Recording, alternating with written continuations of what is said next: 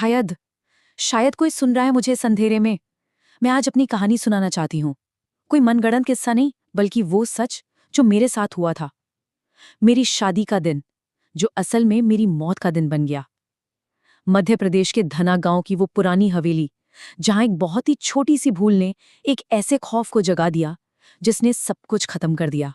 मेरे दिमाग में आज भी वो बात गूंजती है। उन्होंने मेरी शादी के लिए वो दरवाजे खोले थे, लेकिन अनजाने में किसी और ही चीज को आजाद कर दिया। शादी का घर था ना, बहुत सालों बाद इतनी रौनक आई थी, मेहमान आ रहे थे और जगह कम पड़ रही थी। बस उसी जल्दबाजी में वो फैसला लिया गया। काश काश उन्होंने वो बंद दरवाजा कभी नहीं खोला होता। चलिए मैं आपको शुरुआत से बताती हूँ। धना गांव की वो हमारी पुश्तैनी हवेली, पूरी पत्थर की बनी हुई। बाहर कितनी भी कड़ाके की गर्मी क्यों ना हो, उस घर के अंदर हमेशा एक अजीब सी रूह कंपा देने वाली ठंडक छाई रहती थी, एकदम घुटन भरी ठंडक। उस हवेली के ना जैसे दो अलग अलग चेहरे थे।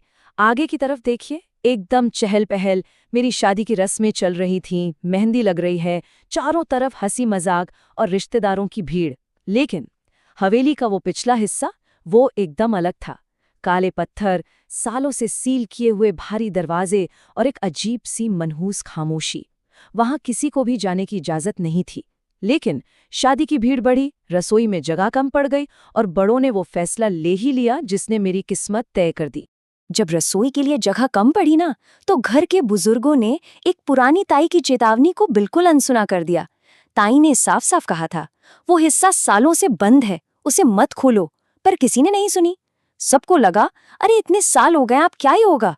और उन्होंने उस पिछले हिस्से का वो जंग लगा भारी ताला तोड़ दिया। पर वो कोई आम आंगन नहीं था। उसका इतिहास बहुत ही खौफनाक था। पता है, ब्रिटिश काल में जब अंग्रेज लगान वसूलने आते थे ना, तो उस हिस्से को बकायदा एक जेल की तरह इस्तेमाल करते थे। जो बेचारे लगान नहीं दे पाते, उन्हें वहीं अंधेरे में कैदियों की तरह रखा जाता था।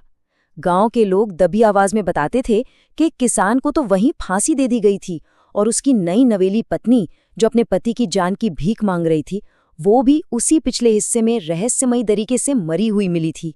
ये दर्दनाक इतिहास किसी किताब में नहीं था, बस गांव की फुसफुसाहटों में जिंदा था। और ताला तोड़कर हमने उसी दर्द का दरवाजा खोल दिया था। दरवाजा खुलते ही साफ सफाई शुरू हुई, लेकिन सालों की बंद सीलन और एक अजीब सी सड़ांध मारती बदबू ने पूरे घर को अपनी चपेट में ले लिया। ऐसा लग रहा था जैसे हम उस घर में अब अकेले नहीं थे। फिर तो जैसे अजीब अजीब चीजों का सिलसिला ही शुरू हो गया।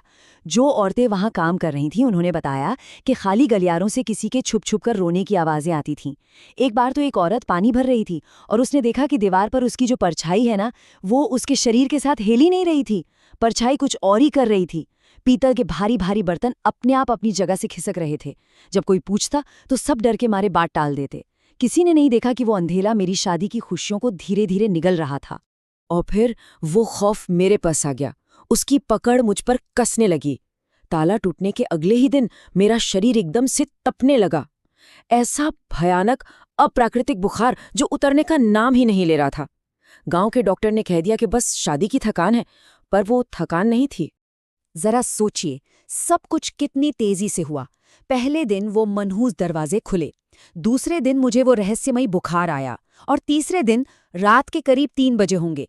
पूरा घर गहरी नींद में था और मैं अपने आप बिस्तर से उठी। मेरा बुखार बिल्कुल गायब था। घर की एक औरत ने मुझे देखा। मैं उसी पिछले हिस्से की उन अंधेरी सीढ़ियों के पास खड़ी थी और अंधेरे में किसी चीज को देखकर मुस्कुरा रही थी।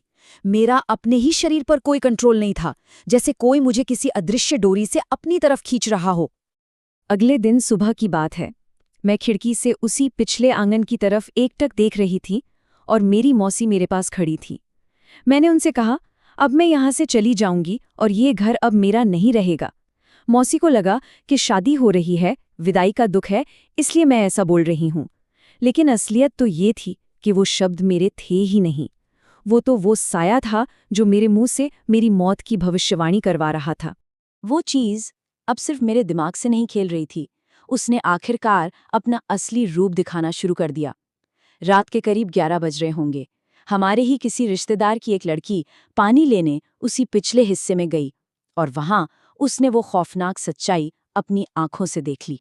उसने देखा एक सफेद साड़ी में लिपटी हुई औरत वहां खड़ी थी। जब वो औरत पलटी ना तो उस लड़की की चीख निकल गई।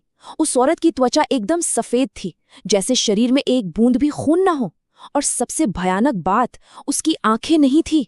जहां आंखें होनी चाहिए थी वहां सिर्फ गहरे काले खाली गड्ढे थे।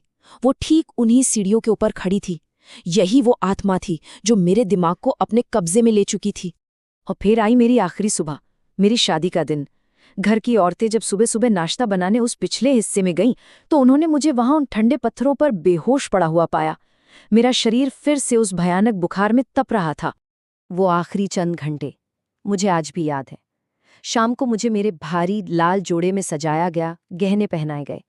फिर मैंने अपने परिवार से कहा कि मुझे बस कुछ पल अकेले चाहिए। जैसे ही कमरा खाली हुआ, मेरा शरीर फिर से मेरे कंट्रोल से बाहर हो गया। मैं बिना कुछ सोचे समझे, मानो सम्मोहित होकर, उसी अंधेरे आंगन की तरफ चल पड़ी।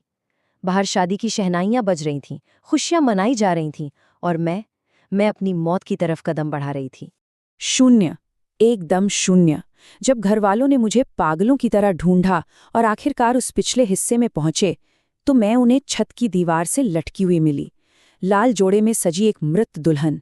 जब उन्होंने मुझे नीचे उतारा तो मेरे चेहरे पर कोई भाव नहीं था, सिर्फ शून्य।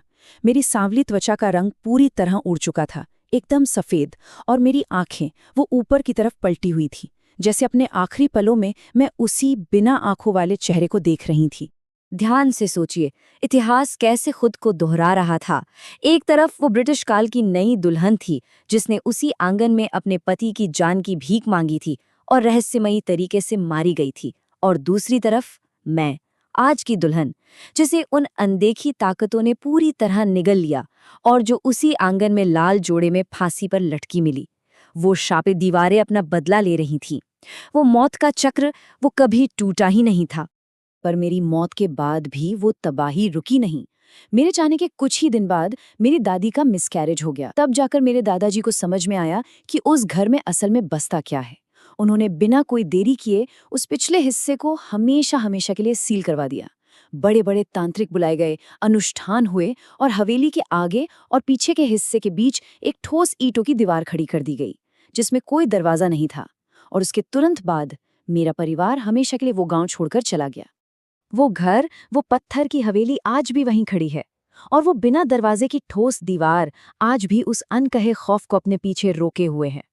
इस अंधेरे और खालीपन में अब मेरे जहन में बस एक ही सवाल गूंजता है, क्या वो उन तड़पती आत्माओं का श्राप था जो अपना बदला ले रही थी, या फिर उन दीवारों के अंधेरे ने बस मुझे अपना शिकार बना लिया? जो भी मेरी आवाज सुन रहा है, बस एक बात हमेशा याद रखना, कभी कभी कुछ दरवाजे हमेशा बंद ही रहने चाहिए।